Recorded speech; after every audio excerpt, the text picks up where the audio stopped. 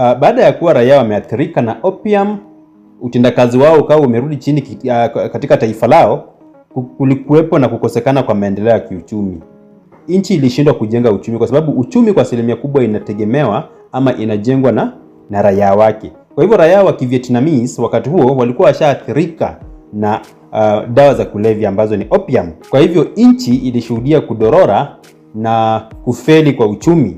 Badala ya kukuza sekta kama kilimo cha chakula au viwanda, sehemu kubwa ya ardhi ilitumika kwa kilimo cha opium ambacho hakikuchangia maendeleo ya muda mrefu, kwa sababu opium ilikuwa inafaidisha tu wakoloni.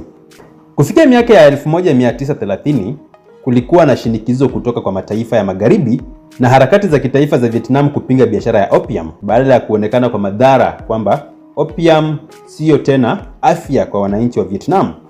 Kwa hivyo, baada ya vita vya pili vya opium kufanyika, usambazaji wa opium ulianza